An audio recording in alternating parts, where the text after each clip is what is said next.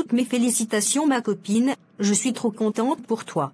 Il est vraiment beau le bébé, il ressemble beaucoup à son papa, ils ont le même nez. C'est le portrait tout craché de Aladji. Merci beaucoup ma sœur, c'est ce que tout le monde dit, il ressemble beaucoup à son papa. C'est quand même la vérité, comment vous avez décidé de l'appeler? Il est l'homonyme de mon père, il s'appelle Ismaël. C'est un très beau prénom, tu as enfin assuré ta place. Désormais c'est toi la patronne de cette maison. Fatou, est-ce que je peux te confier un secret? Y a quel problème, tu sais que tu peux tout me dire. Toi et moi, on ne se cache rien, on se dit tout, donc tu peux tout me dire.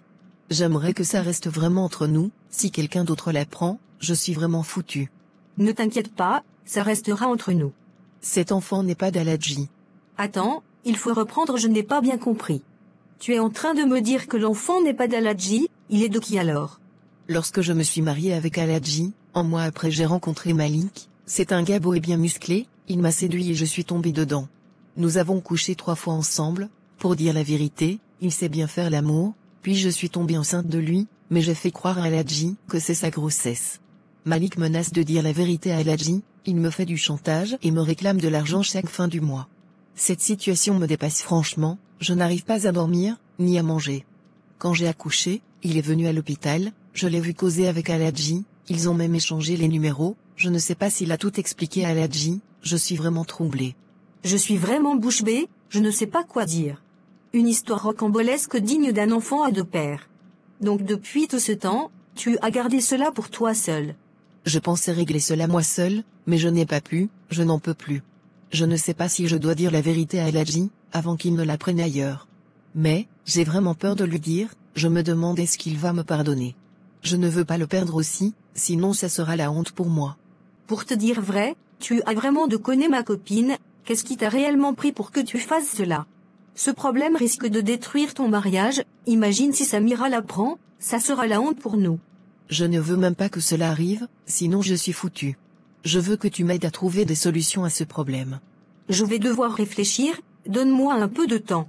Tous les problèmes ont une solution, un problème qui n'a pas de solution alors ce n'est pas un problème. Je compte sur toi vraiment ma copine, je ne veux pas détruire mon mariage à cause d'une erreur. Ne t'inquiète pas, je m'appelle Fatou la solution, j'ai la solution à tous les problèmes. Je vais rentrer chez moi, et je vais réfléchir, demain je viendrai te voir. Ce Malik je vais régler son cas, ne t'inquiète pas. Je compte vraiment sur toi ma copine, tu sais comment j'ai souffert pour avoir ce foyer. Aide-moi vraiment. Ne t'inquiète pas. Tu as déposé l'argent que je t'ai remis hier à la banque?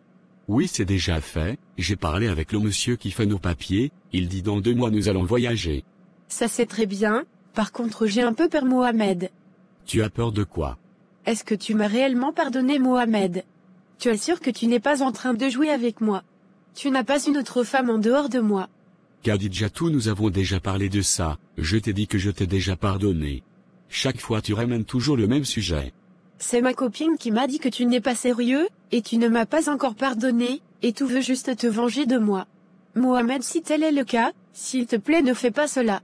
Si tu as l'intention de me trahir, dis-moi la vérité. Entre ta copine et moi, en qui tu crois? Si tu as écouté ta copine, je vais te laisser tranquille avec ta copine. Si encore tu veux ton argent, tu me dis je vais aller à la banque pour retirer ton argent pour te remettre. Parce que tu commences à me fatiguer, et trop c'est trop. Non, ce n'est pas ce que je suis en train de te dire, il faut garder l'argent. Je veux juste que tu me rassures et tu me mettes en sécurité. Khadidjatou, je t'ai donné ma parole, donc il faut me regarder, n'écoute pas ta copine aigrie. Le monsieur a dit dans 2 mois, que nous allons voyager donc reste juste patiente. Tout se passera bien. C'est compris Mohamed, merci beaucoup. J'espère qu'on ne reparlera plus de ce sujet. Non, on n'en reparlera plus, je te promets. D'accord, tu vas devoir rentrer chez toi, je dois aller jouer au football avec des amis. D'accord, appelle-moi quand tu finis. C'est compris, je le ferai. Ne l'oublie pas s'il te plaît, parce que tu oublies toujours de m'appeler quand tu promets de m'appeler. Ne t'inquiète pas, je vais le faire. D'accord, à plus tard, n'oublie pas de m'appeler. Malik, ravi de vous revoir. Comment vont votre femme et votre nouveau-né?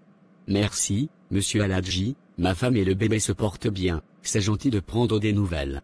Je vous en prie, j'ai été impressionné par notre discussion à l'hôpital, et j'ai pensé que nous pourrions discuter d'une opportunité professionnelle.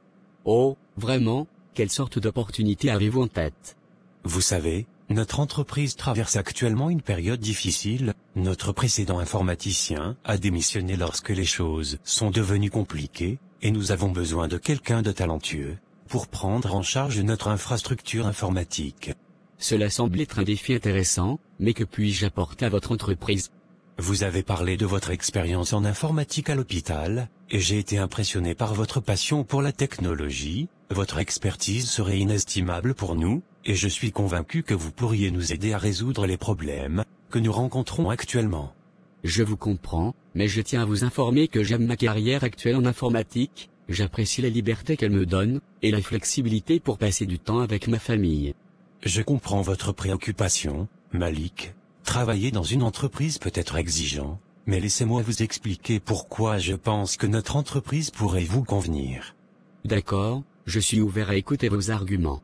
Tout d'abord, notre entreprise valorise l'équilibre entre vie professionnelle et vie personnelle. Nous croyons que des employés heureux et équilibrés sont plus productifs. De plus, je serai prêt à négocier un salaire compétitif pour vous, ainsi que des avantages tels que la flexibilité d'horaire. Cela semble intéressant, mais je me soucie aussi de la culture de l'entreprise et de son engagement. Que pouvez-vous me dire à ce sujet? Notre entreprise est profondément attachée à la responsabilité sociale. Nous avons mis en place des programmes de responsabilité sociale d'entreprise, visant à améliorer les conditions de vie de nos employés. Votre expertise pourrait même être mise à contribution pour ces initiatives. Cela ressemble à une entreprise qui prend des décisions responsables, mais laissez-moi un peu de temps pour réfléchir. Je suis ravi que cela vous parle, Malik. J'ai confiance en votre capacité à faire une différence ici. Pensez-y, et prenez le temps de discuter de cette opportunité avec votre famille. Je ne veux pas vous presser. Merci, Monsieur Aladji, pour votre offre et votre compréhension. Je vais en discuter avec ma famille, et vous donnerai une réponse dès que possible. C'est tout ce que je demande. Je suis convaincu que votre expertise et votre éthique de travail seraient un atout précieux pour notre entreprise. J'attends avec impatience votre décision. Merci encore, Monsieur Aladji. Je vous tiendrai informé de ma décision dès que possible. Merci beaucoup. Je salue votre femme. C'est vraiment gentil. Je salue également votre femme. Qu'est-ce que tu as de si urgent à me dire, et qui ne peut pas attendre jusqu'à demain? Aladji, c'est une question de vie ou de mort, je ne pouvais pas garder cela dans mon ventre jusqu'à demain. Pendant que c'est chaud, cela doit sortir, mon ventre n'est pas une valise. Qu'est-ce qui se passe? Accouche rapidement, je n'ai pas assez de temps. L'enfant de Nogay n'est pas ton enfant. Qu'est-ce que tu racontes? Comment ce n'est pas mon enfant? C'est elle-même qui m'a dit, je n'ai rien inventé. Si je ne suis pas le père de cet enfant, c'est qui alors le père? Le père s'appelle Malik, elle t'a trompé avec lui 2 mois après votre mariage. Non, ce n'est pas possible. Nogay ne peut pas me faire cela. C'est possible, elle t'a malheureusement fait cela. Depuis tout ce temps, tu t'occupais de l'enfant d'un autre homme. Elle t'a vraiment eu, c'est très méchant de sa part. Tu connais ce Malik? Non, elle dit il est musclé et il est beau. Est-ce que ce n'est pas le gars que j'ai rencontré à l'hôpital? C'est quel gars? Autrefois à l'hôpital, j'ai rencontré un monsieur. Nous avons bien échangé. Comme il m'a dit qu'il est informaticien, et on cherche actuellement un informaticien, j'ai décidé de l'appeler pour qu'on travaille ensemble. Aladji, sûrement c'est lui. Elle m'a dit cela, que vous vous êtes rencontrés à l'hôpital. Nogay m'a tué. Comment on peut être aussi méchante? Comment est-ce possible de prendre la grossesse d'un autre homme, pendant qu'on est marié, et qu'on vit sous le toit de son mari? Certaines femmes sont trop méchantes. Depuis qu'elle est rentrée dans ma vie, ce n'est que des problèmes, rien ne va chez moi, j'ai tout perdu. Moi qui pensais avoir mon premier enfant garçon, regarde ce qu'elle me fait. Mais, elle saura qui je suis, peut-être à cause d'elle, j'irai en prison. Non, ne fais pas cela Aladji, va d'abord faire un test ADN à son insu. Comment je peux aller faire un test ADN avec un bébé sans qu'elle ne le sache? Je vais tuer Nogay, et je vais également me tuer aussi. Si tu te tues, moi je deviens quoi? Ne fais pas cela. À plus tard, je rentre à la maison, elle verra qui je suis prêt à aller en prison, je vais la tuer aujourd'hui.